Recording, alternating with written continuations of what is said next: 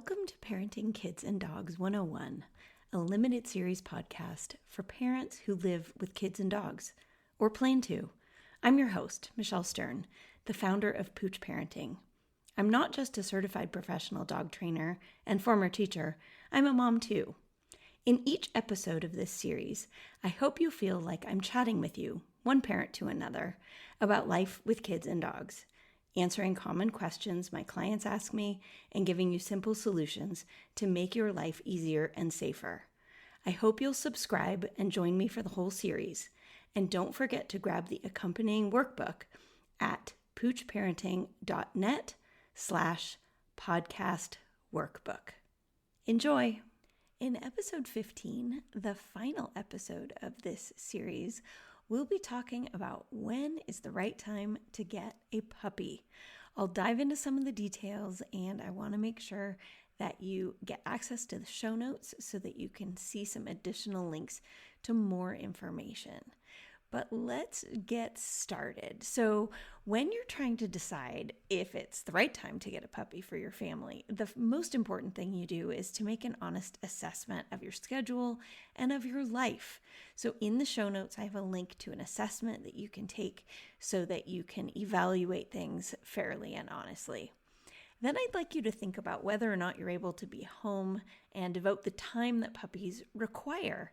So puppies are social creatures, and they need a while to transition into their new homes after they leave their mom and siblings. And it wouldn't really be fair to them to get a puppy on a long weekend or maybe over a school holiday and then return back to school or work on the following Monday. So you need to be able to have enough time to devote to the puppy and help them make a good transition. I want to be really honest with you. It can be so difficult to raise a puppy alongside a baby or toddler. And for some people, it's not an ideal time to get a puppy, especially if you're uncomfortable with extra chaos and unpredictability. So if you are considering adding a puppy to your family, I'm going to say something you may not like. I'm going to encourage you to wait until your kids are at least 5 or 6 years old. And that way, developmentally, they will be able to follow some of your guidance and your direction at this age, and they can have safe, positive interactions with a dog or puppy with your support and, of course, lots of management. I know that some of you are thinking, there's no way in heck that I can wait till my kids are 5 or 6 years old. I want a dog. I have so much love to give, and I want to provide a home for a furry creature who we can all adore. So let's talk a little bit about whether or not you should get a puppy or an adult dog if you've decided that getting a dog or puppy is non-negotiable. So first, I'd like you again, to be really honest and decide if you're tolerant of sleep interruptions. So for example, if you get really cranky, kind of like I do, to be honest, if my sleep is interrupted a lot, then you might want to consider getting an adult dog who has the physical maturity to hold their bladder overnight and the emotional maturity to sleep through the night once they get used to living with you. You also need to consider your emotional past when it comes to dogs. So what I mean by that is if you have had a traumatic incident with a former dog that might have left you feeling nervous about what your new dog might be like, then it might be helpful to see if you can do a foster to adopt with a young adult dog. And I would recommend a dog age 2 or older so that you can see what the dog is really like. What is the magic about that age? Well, dogs hit social maturity around the age of 2. If it's a small breed, it's often earlier, and if it's a really large breed, social maturity can come later. But at social maturity, you'll have a much better idea of who your dog is and who they will be. And after this developmental benchmark, potential traumatic events aside, you may be more likely to know if your dog is social with other dogs, if they like kids, if they're friendly when visitors come over to the house, or if they're shy and nervous around normal household activities. With a puppy, these things are much harder to predict as the dog matures over time. So an adult dog might give you more information so that you know what you're getting and you can feel really good about the decision that you've made for your family. If you like what you're hearing so far, don't forget to grab the free workbook that comes with this limited podcast series. All you need to do is head over to my website, poochparenting.net/podcast workbook. Okay, so maybe you're a puppy fanatic like I am, and you've decided, you know what, I'm going to get a puppy and I'm going to work through all the challenges that come with raising puppies and kids together.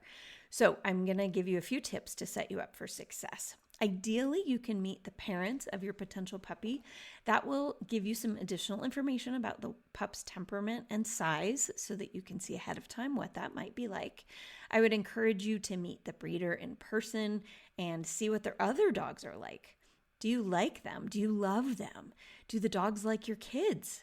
Has the breeder done health testing to ensure that your dog is less likely to have skeletal, heart, breathing, or eye issues, for example? And if you're looking to rescue a puppy, then I would encourage you to ask some questions about the dog's background, if they have it. Do they know anything about the parents? And a sad question, but something important, are they willing to take the dog back if it becomes unsafe around your children in the future? I often get calls from clients or potential clients asking me if they are crazy to be considering getting a puppy when they're pregnant or in the process of adopting or using a surrogate. And I have to give that blanket answer of it depends, because everybody has a different experience. So if you are pregnant and your pregnancy is going smoothly and you feel healthy and robust, you could get a puppy early in the pregnancy so that you have time to bond with the puppy and teach the puppy some basics before your human baby arrives.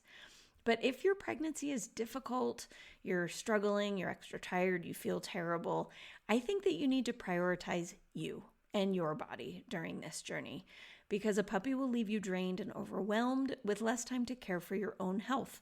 And you're growing a human after all, and I want that to be your priority. Now, if you're thinking about trying to get pregnant, but you have puppy fever and you're trying to decide, am I crazy? I'm trying to get pregnant. What if I end up pregnant and have a puppy at the same time? I want to say that you will never have as much time as you do now, because once baby comes, things get so busy. So if you are thinking about getting pregnant, trying to get pregnant, doing IVF treatments or whatever else to try to bring a baby into your family, now could be a good time if you're really ready to fully commit to bonding and training and also preparing your dog for new baby.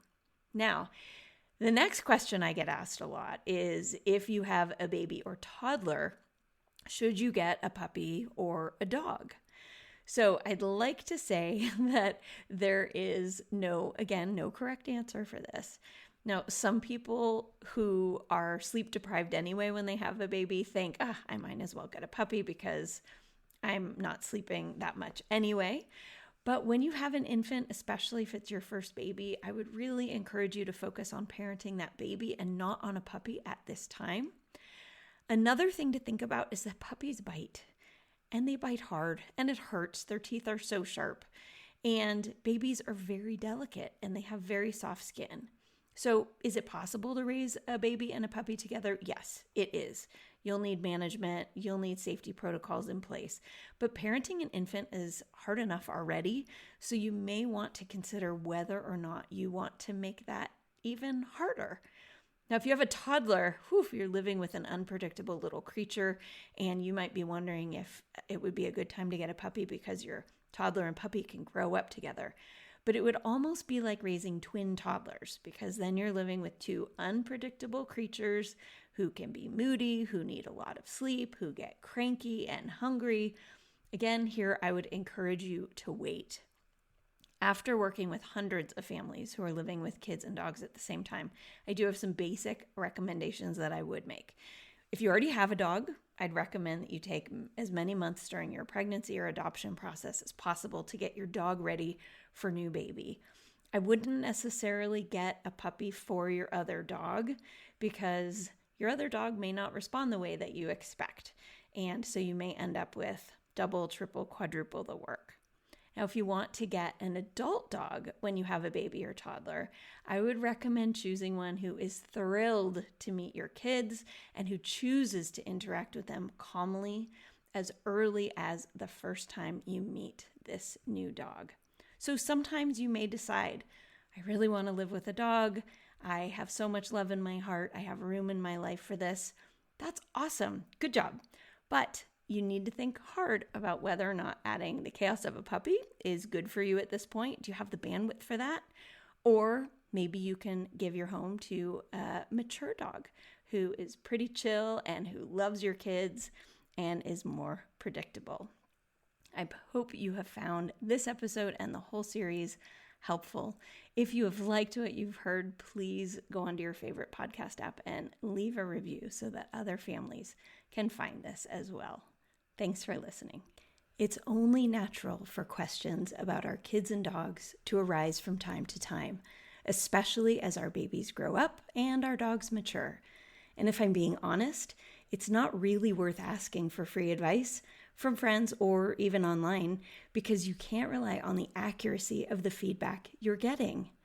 If you'd like to learn more about the Pooch Parenting Society, where I offer practical life and science-based tips and strategies, ongoing support, and a safe place to share, head on over to safekidsanddogs.com.